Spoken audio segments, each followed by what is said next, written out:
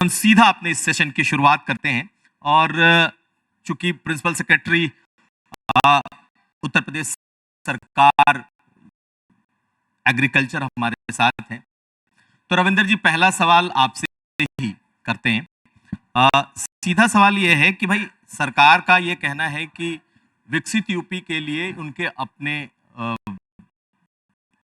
लक्ष्य तय हैं, जिसमें कृषि सबसे अहम है और किसानों की आय दुगनी। आखिर क्या है आपका रोड मैप जो आप सोचते हैं कि आप किसानों की आय भी दुगनी करा ले जाएंगे और आने वाले समय में यूपी विकसित भी होगा? देखिए, कुछ जो महत्वपूर्ण चीज़ें हैं कृषि के अंदर, क्योंकि अगर हम ओवरऑल सिनेरियो देखें किसानों के संबंध में, तो जिस प्रकार की इन्वेस्टमेंट एंड एफर्ट्स किसान लगाते हैं उसके हिसाब से रिटर्न को हम कहेंगे तो उस तरह का रिटर्न उनको प्राप्त नहीं होता है पर हेक्टेयर। अगर हम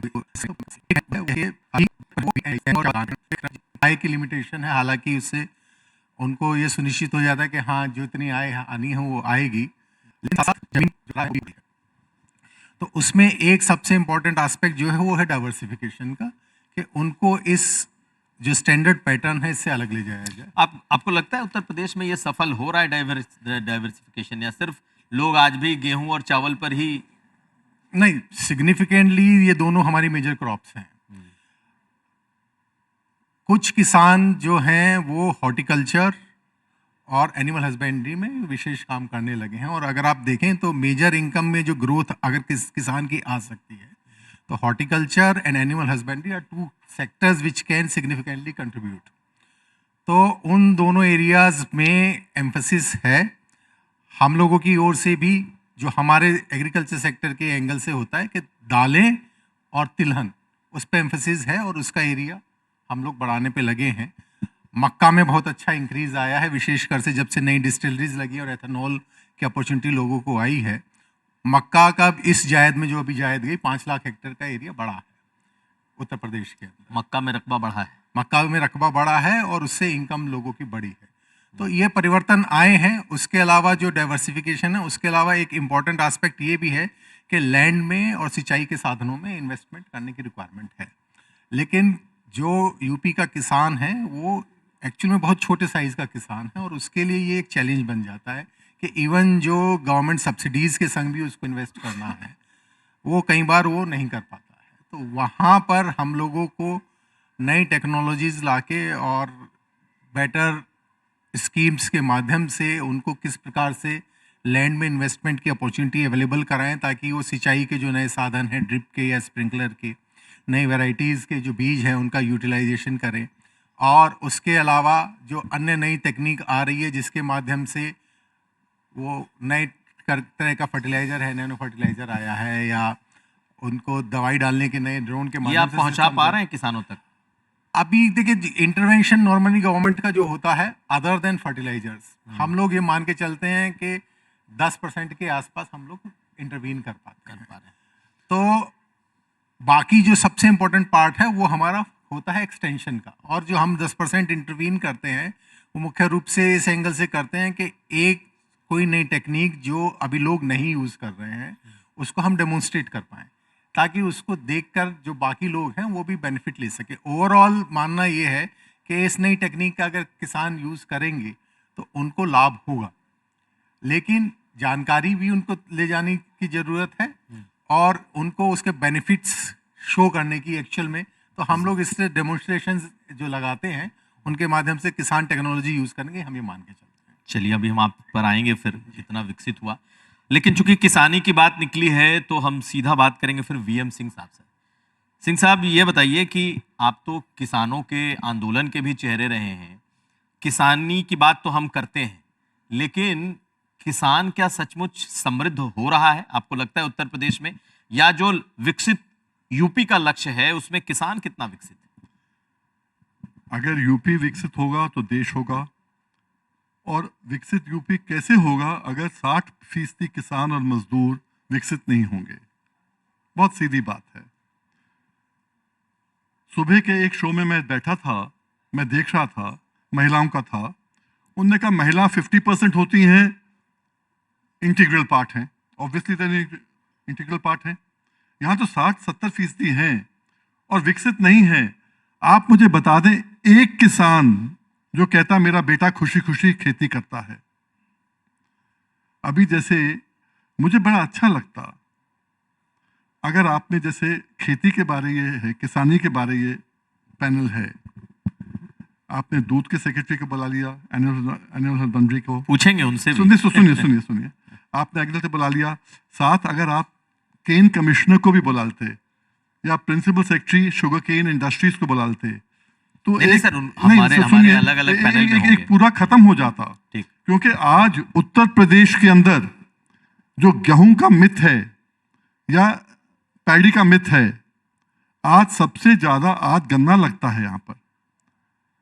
आपने 2022 में देखा था, जो आपके पार्टनर हैं उत्तर प्रदेश के मुख्यमंत्री लीड कर रहे हैं, जो पार्टनर आपके उत्तर प्रदेश है, सरकार है, उन्होंने कहा था कि 47,20,000 गन्ना किसान परिवार को हमने पैसा दिलवाया मिलों से, जो हकीकत नहीं है। हाई कोर्ट ने दिया, सुप्रीम कोर्ट ने दिया, हमने नोटिस भेज दिए, केन कमिश्नर के खिलाफ कंटेम्प्ट कर दिया, वो छोड़ दीजिए। मेरा है कि एक घर में 5-5 वोट होता है तो 2.5 करोड़ वोट है, 2.5 करोड़ लोग इन्वॉल्व हैं गन्ने के अंदर। वैसे गन्ने को अगर आप जो है आज की तारीख में, पिछले साल एक पैसा नहीं बढ़ाया गन्ने का, एक पैसा नहीं बढ़ाया, क्या आपको लगता है कि लागत बढ़ी नहीं, प्राइस इंडेक्स बढ़ा नहीं? हिंदुस्तान का प्राइस इंडेक्स जो है बढ़ता 6-7% बढ़ता है हर साल के अंदर। किसानों के लिए क्या है? आज जहां टेक्निक्स की बात आती है तो मैं खुले मंच पे कहता हूं कि किसान का बेटा अपनी मां के पेट से सीख के आता है टेक्निक्स। उसको आज चाहिए तो केवल उसको चाहिए मार्केटिंग, उसको चाहिए रेट, तो दूध का रेट चाहिए, उसको सब्जी का रेट चाहिए, उसको गेहूं का रेट चाहिए, उसको गन्ने का रेट चाहिए, जो चीज लगाता है उसको रेट चाहिए आज। बिल्कुल, जो बातें आप कह रहे हैं कि मार्केटिंग चाहिए, उसको रेट चाहिए, अगर विकसित यूपी होना है तो जब तक ये चीजें नहीं होंगी तब तक विकसित यूपी की कल्पना नहीं की जा सकती। लेकिन चूंकि हमारे सामने और भी हमारे लोग बैठे, मैं एक चीज इसी में बता दूं आपको। विकसित यूपी बिना किसान के कैसे होगा, जब किसान का बेटा आज खेती नहीं करना चाहता। हकीकत है ये। आज मिल मालिकों की बात करें, जिसके पास 2 मिल थी उसकी 16 चीनी मिलें हो गई हैं। जिसके पास धामपुर की बात करें, एक पहले बजाज के था, धामपुर की बात करें, एक चीनी मिल थी, उनकी 9 या 10 हो गई हैं। बलरामपुर की एक थी, 9-10 हो गई हैं।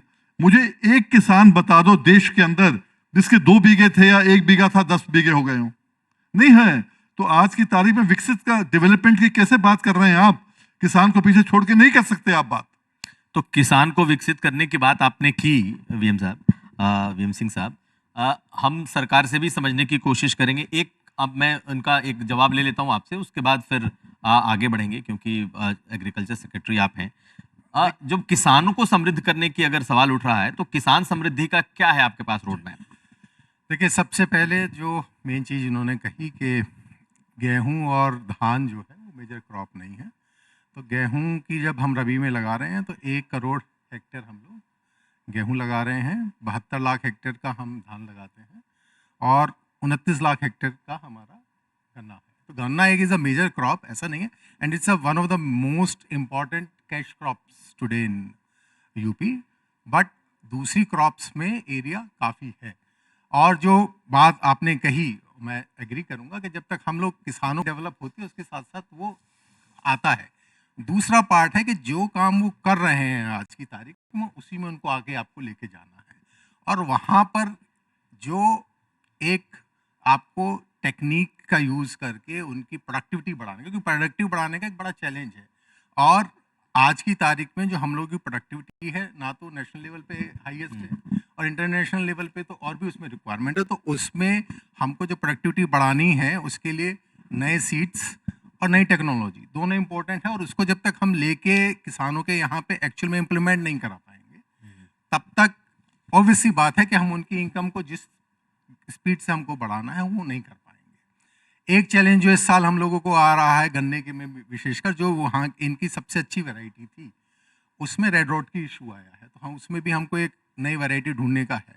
साथ साथ उसके जो प्राइसेस हैं उसको टाइमली फार्म्स जो हमारी गन्ना मिले हैं उनसे दिलाने का है, उस पर बहुत स्पेसिफिकली काम हुआ है। As compare to earlier years better payments हुए हैं, कुछ जगह पे इश्यूज हैं, बट फाइनली जो मेन इशू है कि उसमें 3-4 जो एस्पेक्ट्स हैं कि आप इनपुट्स की कॉस्ट को कम करें, प्रोडक्टिविटी को बढ़ाएं और एक्स्ट्रा मार्केट उनको अवेलेबल कराएं, वो सारे के सारे चैलेंजेस आज की तारीख में हैं। और 2047 के लिए इन चैलेंजेस को हम कैसे हैंडल करेंगे, वो प्लानिंग का एक पार्ट है। हम कहीं ये नहीं कह रहे कि हम किसानों को लेकर नहीं जाएंगे और वो हमारे स्कीम का पार्ट नहीं होंगे। चलिए ठीक है, अब थोड़ा बढ़ते हैं। हमारे साथ मुकेश मेश्राम जी हैं, जो कि प्रिंसिपल सेक्रेटरी एनिमल हस्बेंड्री और फिशरीज हैं। सर, सबसे बड़ा चैलेंज आपको क्या लग रहा है, क्योंकि जिस विकसित कृषि की हम बात करते हैं उस विकसित कृषि में अगर फिशरीज और डेयरीज ये विकसित नहीं होंगे तो यूपी कैसे विकसित होगा? आपको क्या लगता है? और साथ साथ जो पशुधन है, क्योंकि मुख्यमंत्री जी का भी बड़ा जोर है इस पर कि भाई पशुधन जो है वो उसी तरीके से विकसित हो, तो आप किस स्थिति में उत्तर प्रदेश में इस वक्त देख रहे हैं, खास करके डेयरी को, क्योंकि डेयरी का कोऑपरेटिव भी बहुत जितना होना चाहिए दूसरे राज्यों की तुलना में वैसा दिखता नहीं। उत्तर प्रदेश में अगर हम देखें तो जो हमारे यहाँ पे पशुधन है, गाय और भैंस, लगभग 2 करोड़ गायों की संख्या है और लगभग 3.25 करोड़ भैंसों की संख्या हमारे यहाँ पर है। तो इस तरीके से पूरे देश में पशुधन की संख्या के मामले में उत्तर प्रदेश नंबर 1 है, सर्वाधिक संख्या यहाँ पर है। जो मिल्क प्रोडक्शन है उसमें भी हम लोग नंबर 1 हैं और इस तरीके से उत्तर प्रदेश ने कमोबेश अपना मुकाम तो हासिल किया है। और जो मूलभूत 3 ज़रूरतें हैं, रोटी कपड़ा मकान, तो हम अगर रोटी की बात करें तो स्वाभाविक तौर पर इसकी चर्चा में क्या किसानों का या गोपालकों का या दुग्ध उत्पादकों का योगदान है, इसको भी प्रत्येक व्यक्ति को समझना चाहिए किस तरीके से वह इनकी संख्या में वृद्धि करे। क्योंकि अमूमन ये हो चुका है कि जैसे जैसे अर्बनाइजेशन हो रहा है या मैकेनाइजेशन हो रहा है खेती का, मैकेनाइजेशन होने की वजह से या मशीनें खेतों में लगने के कारण बहुत हद तक के अब लोग जो है काफ़ी जो पशु हैं उनको धीरे धीरे करके निगलेक्ट करते जा रहे हैं, यानी पालने में उनकी बहुत रुचि नहीं है। उस रुचि को जागृत करने के लिए आवश्यक जो है कि अब अगर हम विकसित उत्तर प्रदेश की कल्पना करते हैं तो नस्ल सुधार, क्योंकि जब तक के हम नस्ल सुधार नहीं करेंगे, यानी ज़्यादा दूध देने वाले हमारे बोवाइन एनिमल्स, गौवंशी या महिषवंशी पशु, तब तक के जो है उसके लिए इनपुट कॉस्ट जो लगता है और जो आउटपुट है उसमें बड़ा अंतर होता है। बहुत ज़्यादा उसके ऊपर खर्च आता है लेकिन उतना आउटपुट मिलता नहीं है।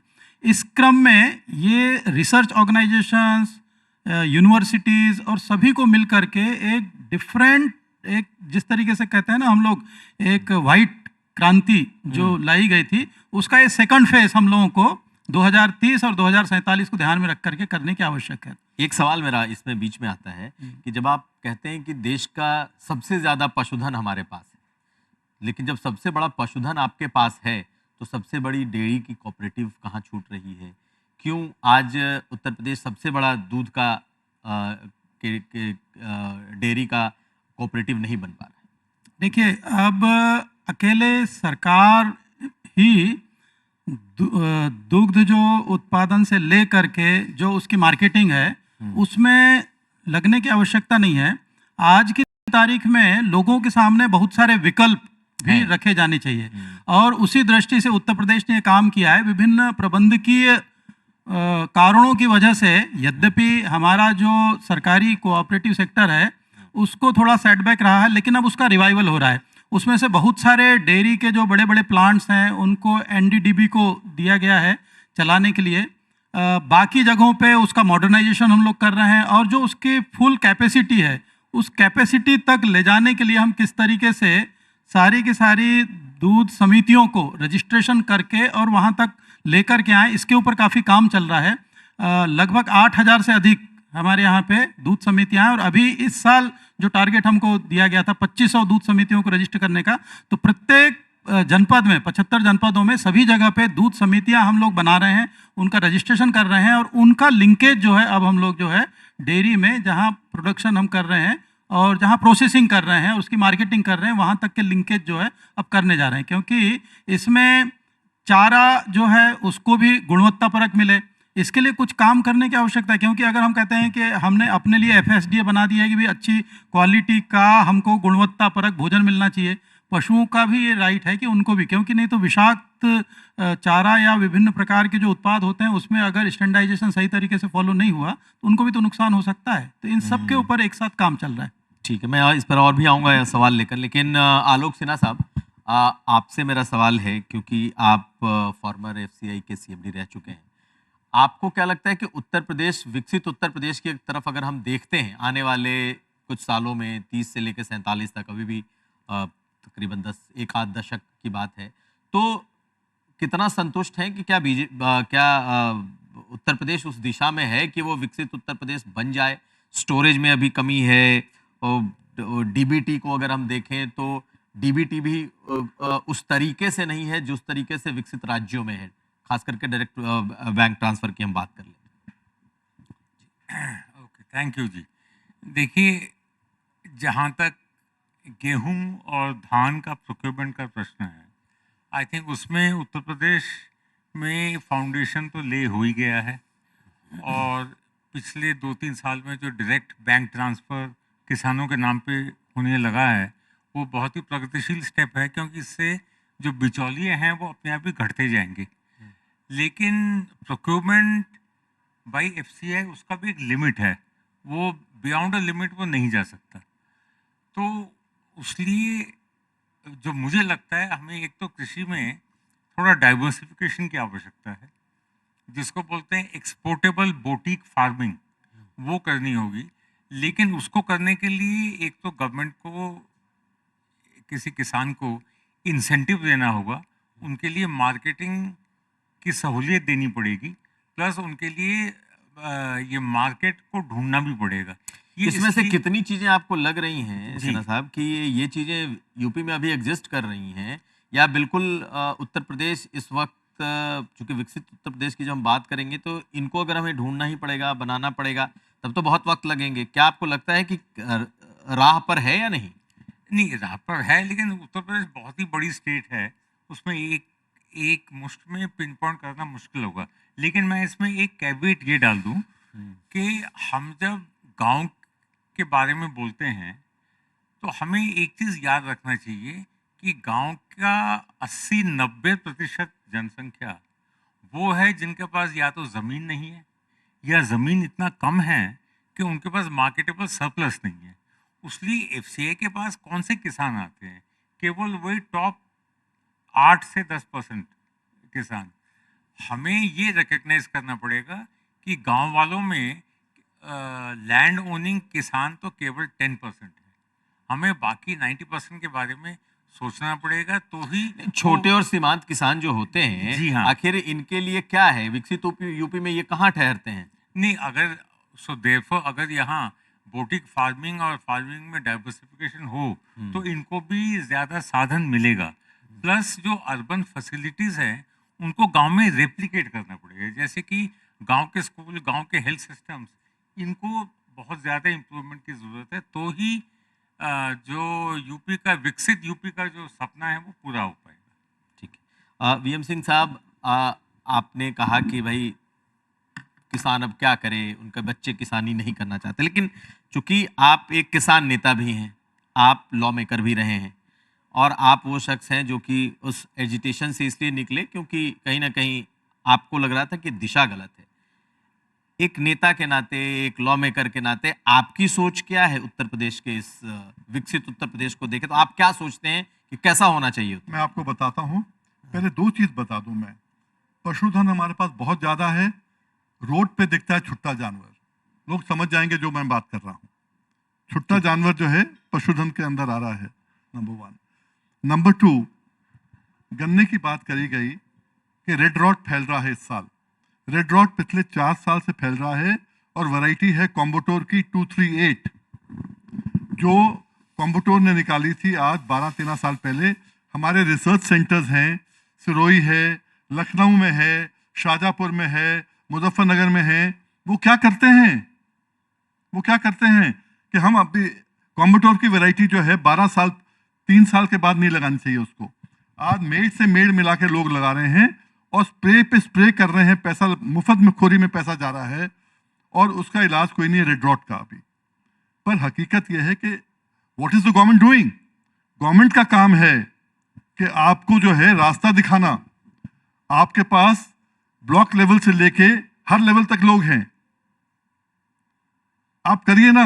अब आपकी बात जो आपने कहा कि भाई एक रास्ता क्या निकलना चाहिए, मैं दोनों स्टीम पैनलिस्ट को जो अभी सेक्रेटरी प्रिंसिपल सेक्रेटरीज हैं दोनों, एक एक चीज उनसे कहता हूं, अगर कर देंगे शायद विकसित भारत की तरफ नहीं, विकसित यूपी की तरफ रास्ता चल जाएगा। पैडी की बात करी, पैडी बेशक ज्यादा लग रही है कम लग रही है, इशू नहीं है।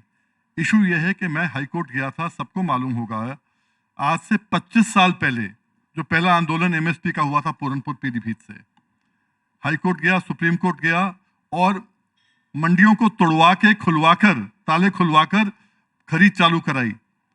अब मैं केवल एग्रीकल्चर सेक्रेटरी से रिक्वेस्ट करूंगा कि अगर डबल इंजन की सरकार उड़ीसा के अंदर, छत्तीसगढ़ के अंदर 2300 रुपए के बदले 3100 रुपए दे रही है, खरीद कर रही है, तो आप क्यों नहीं कर सकते? यहां पर आप भी करिए किसानों को बचाने के लिए। वहीं पर मैं रिक्वेस्ट करूंगा मेश्राम साहब से, आज बिजनौर में, अमरोहा में, हापुड़ में, पूरी वेस्टर्न यूपी में गाय का दूध 35 और 40 रुपए के बीच में बिकता है। और जहां हम बैठे हैं आज, साहिब कैफे है साइड पे, ये बॉटल 250 रुपए की मिलती है, पानी की बॉटल 250 रुपए की, दूध 35-40 रुपए का। किसान क्या करेगा? तभी तो छुट्टा जानवर घूम रहा है। छुट्टा जानवर पर भी मेरे मेरे नहीं, इसलिए घूम रहा है ना, क्योंकि किसान नहीं खिला पाता, चारा महंगा हो गया है, छिलका महंगा हो गया है, नहीं खिला पा रहा है, वो छोड़ देता है। जहां 2-3 लीटर पे आ जाती है गाय, उसको छोड़ देता है, बोले नहीं भाई इट्स अ बैड प्रिपरेशन। लेकिन इसकी चर्चा कई बार मुख्यमंत्री भी कर चुके हैं। मेश्राम साहब, ये आपके पास तो आप लोग कहते हैं कि आप कहते हैं लगातार कि जो इतना पशुधन है उसके लिए हमने कई बड़ी बड़ी गौशालाएं, छोटी गौशालाएं, यहाँ तक कि प्राइवेट गौशालाएं या लोगों को भी आप दे रहे हैं, तो भी लगता है कि ये इनफ नहीं है, या क्या आपके पास इसका उपाय है? देखिए, काफ़ी संख्या में उत्तर प्रदेश में अब जो निराश्रित गोवंश की समस्या थी वह समाप्ति की ओर है। बहुत सारे मतलब यदा कदा ही अब आपको देखने मिलेंगे, क्योंकि लाखों की संख्या में हमने जो गोवंश के इस तरीके के पशु हैं उनको संरक्षित किया है। न केवल ग्रामीण क्षेत्रों में बल्कि शहरी क्षेत्रों में भी कान्हा गो आश्रय बनाए गए हैं, एनजीओस को लगाया गया है और लगभग 2 लाख के आसपास जो गोवंश के ऐसे पशु हैं उनको लोगों ने अडॉप्ट किया है और प्रतिदिन 50 रुपए की दर से उसके आहार के लिए, चाहे वो इंडिविजुअल व्यक्ति हो जिसने अडॉप्ट किया है या कोई एनजीओ हो जो उसको संरक्षित करना चाहता है, उनको हम धनराशि देते हैं। और इसके अलावा जो सरकारी या ग्राम पंचायतों के माध्यम से संचालित है उनको भी ये धनराशि दी जा रही है और लगातार ये पूरा प्रयास होता है कि इनको सबको ले जा करके इन संरक्षण केंद्रों में जगह दी जाए। अब इसके नए प्रोडक्ट्स हम किस तरीके से बनाएं, उसके ऊपर हमारा ध्यान जा रहा है कि भाई एक तो जीवामृत है, जीवामृत के माध्यम से किस तरीके से हम जो है रासायनिक जो उर्वरक है उसमें कहीं ना कहीं पर एक विकल्प स्थापित कर सकते हैं। दूसरी तरफ जो है किस तरीके से इनके नस्ल सुधार करके इनको जो है दुधारू पशुओं के तौर पर हम लोग विकसित कर सकते हैं आगे। तीसरी ओर जो है किस तरीके से और बहुत सारे जो इसके उत्पाद हम बना सकते हैं, क्योंकि जब तक के वैल्यू एडिशन करके हम इसका आगे हम नहीं बढ़ाएंगे तब तक के जो है स्वाभाविक तौर पे इसका ये होगा। एक और चीज हो रही है, एक और चीज मैं बता दूं, जो हम बार बार कह रहे हैं ना कि दूध का, इस समय आप अमूमन देखेंगे कि जो दूध बहुत सारा मार्केट में अवेलेबल है वो जो एडल्टरेटेड आ रहा है उसके जांच पहचान के लिए लोग स्वयं जो है इंटरनेट या गूगल के माध्यम से जान लें और लगातार बचें कि इस तरीके से एडल्ट्रेटेड या जो प्रदूषित प्रकार का दूध है वो ना खरीदें। अगर उसमें रुकावट आएगी तो फिर पशुपालकों को या दुग्ध उत्पादकों को भी थोड़ा सहूलियत मिलेगी। तो एक तरीके से ये एक आंदोलन जनता के मध्य जो है जागरूकता के साथ में स्टार्ट होना चाहिए कि हम बिल्कुल भी जो है एडल्ट्रेटेड दूध कभी भी इस्तेमाल नहीं करेंगे। जांच करें स्वयं भी। जब व्हाइट रेवोल्यूशन की बात होती है, आपको लगता है यूपी उसके आसपास भी है? बिल्कुल, उत्तर प्रदेश जैसा मैंने बताया, लार्जर प्रोड्यूसर ऑफ हाँ बिल्कुल लार्जेस्ट है। क्या थी? हाँ जी जी, रविंदर जी कुछ बोलना पब्लिक प्रोक्योरमेंट की बात हुई और ऑफ लास्ट 2-3 इयर्स अगर आप देखेंगे, जो हमारा फूड डिपार्टमेंट है वो पैडी एंड वीट की प्रोक्योरमेंट करता है और हम लोग अपने लेवल पे जो दलहन और तिलहन है उसकी प्रोक्योरमेंट करते हैं। मैं लगभग 1 साल से विभाग को देख रहा हूँ और इसमें हम लोगों ने इस बीच में कई क्रॉप्स को गवर्नमेंट ऑफ इंडिया की क्योंकि स्कीम है मूल्य समर्थन योजना जिसके अंदर एमएसपी दिया जाता है, उसमें हम लोगों ने कई क्रॉप्स को लिया, इंक्लूडिंग वीट की प्रोक्योरमेंट। जो हम लोगों को टारगेट्स मिलते हैं उससे हम लोग बहुत कम कर पा रहे हैं बिकॉज मार्केट में इस समय पे किसानों को प्राइसेस बेटर मिल रहे हैं। कुछ क्रॉप्स में जैसे इस बार जो मेरे को प्रोक्योरमेंट करनी थी उसमें मूंगफली और मसूर, उसको छोड़ के बाकी किसी क्रॉप का मैं प्रोक्योरमेंट नहीं कर पाया क्योंकि rates were better in the market than यानी कि गेहूं और इसका जो गेहूं रेट में है भी वो बाजार में ज्यादा है। ज़्यादा है। इस कारण जो हम लोगों को अपने स्टेट की रिक्वायरमेंट के लिए भी पीडीएस के लिए वो है वो हम लोग नहीं कर पा रहे हैं, but that is a positive factor कि किसान को मार्केट के अंदर बेटर प्राइसेस मिल रहे हैं। तो जो अभी का सिनेरियो है उसमें they are getting much better prices than they are getting from the MSP. आपको मलाल नहीं है उसका कि आप नहीं खरीद पा रहे हैं? नहीं, देखिए फाइनली इट्स अ बैलेंस। देखिए बैलेंस क्या है, किसान को अच्छा प्राइस मिलना चाहिए लेकिन साथ साथ एक बहुत बड़ा वनरेबल सेक्टर है जिसको हमको फूड सिक्योरिटी भी प्रोवाइड करनी है एंड द मोमेंट प्राइसेस हमारे हाई होने लगते हैं उनकी फूड सिक्योरिटी पे भी चैलेंज आता है। उसमें गवर्नमेंट इसलिए प्रोक्योर करके अवेलेबल कराती है, तो वो एक बैलेंसिंग एक्ट है और उस कारण एक जगह पे ये है कि हम मानते हैं कि किसानों का जो प्राइसेस हैं वो हम लोग के लिए चैलेंज पड़ते हैं क्योंकि वो बैलेंसिंग एक्ट नहीं करेंगे तो हमको जो कंट्री की फूड सिक्योरिटी है उस पर भी एक कहीं कहीं वो चैलेंज आता है। आज की तारीख में भी we are producing such large amounts of food grain but 2 या 3 खराब क्रॉप के बाद हमारी फूड सिक्योरिटी पे चैलेंज आ सकता है, तो वो हम लोगों को हमेशा ध्यान में रखना है। आपको बैलेंसिंग एक्ट करने पड़ते हैं। खैर अब हमारा बिल्कुल वक्त हमारे अपने पास कम है, लेकिन एक सवाल आपसे पूछ लूँ फिर और अपने पैनलिस्ट के पास जाऊंगा। एक कहा जाता है विकसित यूपी होगा, एक लक्ष्य ये है कि हम दुनिया की बराबरी करेंगे। उत्तर प्रदेश अमेरिका, मैक्सिको ऐसे देशों की, तो क्या हमें मार्केट मिल रहा है उत्तर प्रदेश के किसानों को? उत्तर प्रदेश के बाहर, देश के बाहर कुछ अपने किसानों को कोई मार्केट है? पीएम सिंह जी से मैं पूछूंगा। देखिए अगर हम उत्तर प्रदेश का एक्सपोर्ट मिक्स देखें तो मेजर जो हमारी क्रॉप है उसमें बासमती आता है। उसके बाद की जो बाकी चीज़ें हैं they are where we have challenges and where we are actually required to work a lot, क्योंकि बाकी चीज़ों के अंदर जो मीट प्रोडक्ट्स हैं और बासमती के बाद हमारी बाकी चीज़ें जैसे आम है और उसके अलावा बहुत सी वेजिटेबल्स हैं, इन सब के लिए अभी मार्केट्स मामला हम एक्सपोर्ट कर पाने की स्थिति में बहुत अच्छे से नहीं है और उसमें हमको एक्चुअल में जो एक्सपोर्टर्स हैं और जो बाहर की मार्केट्स हैं वहाँ पे से इम्पोर्टर्स हैं उनके संग बैठ के क्या बॉटलनेक्स हैं उनको आइडेंटिफाई करने की रिक्वायरमेंट है जिस पे गवर्नमेंट काम कर रही है। ओबियसली उस चैलेंज को अभी हम ब्रेक नहीं कर पाए हैं, उस पर हम लोग काम कर रहे हैं क्योंकि उस सेक्टर में हम लोगों को फलों को, हमारे डेयरी प्रोडक्ट्स को और हमारे जो एग्रीकल्चर प्रोडक्ट्स इनको बाहर ले जाने की रिक्वायरमेंट है। एक चैलेंज जो हमको बहुत बड़ा आता है स्पेशली यूरोपियन और अमेरिकन मार्केट्स में जाने में, वो आता है MRL का इशू, जो मिनिमम रेजिड्यू है वो कितना होना चाहिए डिफरेंट केमिकल्स का, और उसमें हम लोगों को अपनी जो एग्रीकल्चर प्रैक्टिसेस है उसमें इंप्रूवमेंट लाने की रिक्वायरमेंट होगी। उस पर भी हमको काम करना पड़ेगा। हम अगर बहुत ज़्यादा केमिकल फर्टिलाइज़र यूज़ कर रहे हैं, हम बहुत ज़्यादा पेस्टिसाइड इंसेक्टिसाइड यूज़ कर रहे हैं, तो उसका कहीं ना कहीं रेजिड्यू रह जाएगा और उन सब प्रोडक्ट्स के रिजेक्ट हो जाने के चांसेस होंगे। तो उन सभी बॉटलनेक्स को, उन सभी चैलेंजेस को आइडेंटिफाई करना होगा और उनको दूर करना होगा। सर्टेनली मुझे उम्मीद है कि मार्केट बड़ी मात्रा में हमको अवेलेबल होगी और उस दिशा में हमको काफ़ी अभी काम करने की रिक्वायरमेंट है। ठीक है, हम वीएम सिंह जी आपसे आखिरी सवाल ये बताइए कि चूंकि अब विकसित यूपी की बात है, सरकार ने एक तरीके से देखें तो पूर्वांचल एक्सप्रेस, पिछली सरकारों ने 2-2 एक्सप्रेस, नई सरकार ने देखें तो बुंदेलखंड एक्सप्रेस, बहुत सारे एक्सप्रेसवे बन गए, जेवर में बड़ा एयरपोर्ट बन रहा है और अब ये कहा जा रहा है कि उत्तर प्रदेश को एक एक टेक ऑफ मिलेगा किसानी के लिहाज से भी देखा जाए तो।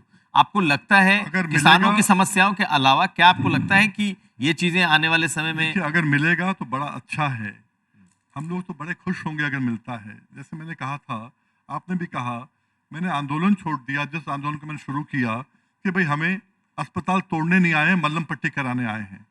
सरकार के पास हम गए थे कि हमें एमएसपी दो, सरकार के पास हम गए थे बाकी चीज़ों के लिए, तो हम उठ गए थे वहां से। एमएसपी से ज्यादा तो नहीं, सब किसानों आज को वही बात है, मिल रहा वही है। बात है आज की तारीख के अंदर। अगर किसान को अपना रेट नहीं मिलेगा, the proof of the pudding lies in the eating. आंकड़ों से किसी का पेट नहीं भरा आज तक कि हमने ये बना दिया, हमने ये बना दिया, हमने ये कर दिया, हमने ये कर दिया, कोई फर्क नहीं पड़ता किसी को। मुझे मालूम है मेरे घर में क्या आ रहा है। अगर आज केसीसी के कार्ड बंद हो जाएं, केसीसी मिलना बंद हो जाए किसानों को, जो बच्चे मोटरसाइकिल चला रहे हैं, तेल ले रहे हैं, उनकी मोटरसाइकिलें बंद हो जाएंगी सबकी। ये हाल है, खाना मुश्किल हो जाएगा घर में। आज हकीकत है कि 86% लोग जो हैं वो मार्जिनल फार्मर्स हैं इस देश के अंदर, वही हैं। उनको देखना है विकसित कैसे होगा उत्तर प्रदेश। मैं चाहूंगा आपके माध्यम से, आपके पार्टनर मुख्यमंत्री हैं, सरकार है तो मुख्यमंत्री हैं, आपके माध्यम से किसान नेताओं को बुलाएं, सिलेक्टिव किसान नेताओं को नहीं बुलाएं, जो सरकारी किसान नेताओं को नहीं बुलाएं, किसान नेताओं को बुलाएं, उनसे पूछें कि भाई हम क्या कर सकते हैं और उस पर करें। आज कोर्ट से, हाई कोर्ट से, आपको मालूम है ना, मनोज कुमार सिंह चीफ सेक्रेटरी थे, कोर्ट में खड़े रहते थे धान के लिए। नवीन चंद वाजपेयी वो मॉनिटरिंग कर रहे थे, चीफ सेक्रेटरी थे। ये सब कुछ हो चुका है, सबको मालूम है, आदेश हैं, लागू करो, लागू करो। नहीं लागू करोगे तो विकसित कैसे होगा, डेवलप कैसे होगा। हम चाहते हैं करो आप, हम मदद करने को तैयार हैं, पूरी मदद करने को आपकी तैयार हैं, आप करो तो सही, पर चलिए, केवल आपके- आंकड़े गिना दोगे तो काम नहीं चलेगा भाई। ठीक। मुकेश जी, मेरा सवाल आपसे भी है, क्योंकि ये जो विभाग है आपका, आपको लगता है कि जो एक्सप्रेसवेज जितने बने हैं, आप लोग टेक ऑफ कर पा रहे हैं? देखिए, एक्सप्रेसवे हो या कोई भी संपर्क मार्ग हो, ये तो विकास में हमेशा मुख्य रूप से ट्रांसपोर्टेशन अच्छा हो जाता है तो किसानों को अपना सामान या बाकी जो भी चाहे एजेंसी हो जो प्रोक्योर करती है, उनके लिए भी ट्रांसपोर्टेशन इजी हो जाता है, अच्छा ही होता है, ताकि बेहतर तरीके से जो आसपास के रेलवे स्टेशंस हैं या जगह हैं वहाँ तक ले जाएं। जैसे मैं बताऊं कि पहले हम लोगों के पास में फिशरीज़ के मामले में हम लोग इतने ज़्यादा डिपेंडेंट होते थे आंध्र प्रदेश या बाहर से, बहुत ज़्यादा। पिछले 8 साल में हमारा उत्पादन डबल हुआ है और अब हम लोग जो उनको ट्रक, जो इंसुलेटेड ट्रक या पूरा का पूरा फ्रीजर के साथ में अवेलेबल करा रहे हैं, तो वो बहुत तेज़ी से इतने ज़्यादा जो मछली पालक हैं वो सीधा उसमें भर करके बड़े मंडियों तक के मछलियों को ले जा पा रहे हैं। तो ये सारा का सारा एक्सप्रेस वे होने की वजह से भी इसका एक फ़ायदा तो होता ही है। फिशरीज बढ़ी है आपकी? फिशरीज़ में हम काफ़ी हद तक अब सेल्फ सस्टेनेबल होने जा रहे हैं, क्योंकि 8 साल में जो पहले उत्पादन था वो दुगना हुआ है, मतलब 100% बढ़ा है। तो इस तरीके से ये, इसी तरीके से एक प्रोडक्शन में, पोल्ट्री में भी हम बाहर से प्रदेशों पे बहुत ज़्यादा डिपेंडेंट थे, उसमें भी काफ़ी हद तक के हमारे यहाँ पे प्रोडक्टिविटी बहुत अच्छी हुई है, सुधरी हुई है। बिल्कुल आखिर में आपसे आलोक सिन्हा जी, एक सवाल जो मुझे छूट रहा है, एक खास क्षेत्र है बुंदेलखंड। बुंदेलखंड अगर देखा जाए तो कृषि के लिहाज से भी पिछड़ा है और बुंदेलखंड में अगर आप देखेंगे तो पशुधन की स्थिति भी बहुत अच्छी नहीं है। ज़्यादातर अगर आप देखें तो सड़कों पर वही दिखाई देते हैं। आपको क्या लगता है कि वो पूरा का पूरा बुंदेलखंड इस वक्त जिस स्थिति में गुजर रहा है वो कब तक दूसरे इलाकों को मैच कर सकता है, क्योंकि आप लंबे समय तक एफसीआई से रहे हैं, उस इलाके से रहे हैं। देखिए, बुंदेलखंड में सुबह बताया गया था कि एक बुंदेलखंड इंडस्ट्रियल डेवलपमेंट अथॉरिटी बन गई है, और जिन्होंने नोएडा, ग्रेटर नोएडा की भी आई थिंक 3-4 गुना ज़मीन लिया है ना। बुंदेलखंड का जोग्राफिकल लोकेशन ऐसा है, it is in the middle of India, तो कम्युनिकेशंस हब वो बन सकता है वहाँ। क्योंकि पानी की कमी है, तो वहाँ नॉर्मल कृषि से ज़्यादा एक्सपेक्ट नहीं करना चाहिए, पर वहाँ ड्राई लैंड फार्मिंग ज़रूर हो सकता है। वहाँ दाल का, तिलहन का, उस किस्म का फार्मिंग अगर करें, वहाँ से मार्केटिंग तो बहुत जल्दी होगा। प्लस जब वहाँ एक इंडस्ट्रियल डेवलपमेंट अथॉरिटी बन के जब छोटे छोटे ये यूनिट्स आएंगे, तो अपने आप ही खुशहाली बढ़ेगी, जैसे नोएडा, ग्रेटर नोएडा में बढ़ गया है। नोएडा, ग्रेटर नोएडा में खुशहाली के कारण वहाँ के जो छोटे किसान हैं वो भी थोड़ा बहुत स्मार्ट फार्मिंग की ओर जा रहे हैं। आई एम एब्सोल्युटली श्योर कि बुंदेलखंड अथॉरिटी जब बन जाएगी तो विद इन 10 ईयर्स वो बहुत ही अच्छा एक एरिया बन जाएगा। चलिए सर। सर रविंदर जी, आपसे बिल्कुल आखिरी सवाल इस पूरे सेशन का। जब बुंदेलखंड की चर्चा निकली, डाइवर्सिफाइड फार्मिंग की बात हुई, क्रॉप्स की बात हुई, बुंदेलखंड में जिस तिलहन दिलहन की आप बात करते हैं, आप लोग क्या उसको सफल हुए हैं बुंदेलखंड को टैप करने में, उसके रिसोर्सेज? देखिए, जो सर ने अभी कहा भी कि दलहन और तिल के लिए बड़ा अच्छा क्षेत्र माना जाता था, लेकिन जो अभी एक इमर्जिंग एरिया आ रहा है बुंदेलखंड में, वो है मूंगफली की। बहुत अच्छी वहाँ क्रॉप्स हो रही है, और लास्ट ईयर हम लोगों ने 1,06,000 मीट्रिक टन रिक्वायरमेंट भी मूंगफली का किया है। तो उस एरिया में दालों के लिए और मूंगफली के लिए बहुत अच्छा हम लोगों के पास मार्जिन है। दूसरी चीज़ जो एक हम ये कह सकते हैं कि हमारे लिए सिल्वर लाइनिंग है कि गेहूं और धान वहाँ बाई क्लाइमेटिक रीजंस उतनी इम्पोर्टेंट फसल नहीं है, तो वहाँ पर जो डाइवर्सिफिकेशन का हमारा टारगेट है उसके लिए एक इम्पोर्टेंट क्षेत्र रहता है। तो वहाँ पर हम लोग काफ़ी हद तक सफल भी हो रहे हैं, स्पेशली उड़द और मूंग, अरहर, इन दालों के लिए हम लोग स्पेशल स्कीम अरहर के लिए लाने की बात करें, क्योंकि ऑफ लेट जो यूपी है इसके अंदर अरहर का प्रोडक्शन कम हुआ है, तो उस पर हम लोग काम कर रहे हैं। तो बहुत शुक्रिया रविंदर जी, मुकेश मेश्राम जी, वीएम सिंह साहब और आलोक सिन्हा जी। हमारे इस सेशन में कृषि किसानी पर सवाल भी उठे और सरकार विकसित उत्तर प्रदेश को लेकर जो कदम उठा रही है उसकी भी चर्चा हुई। बहुत शुक्रिया।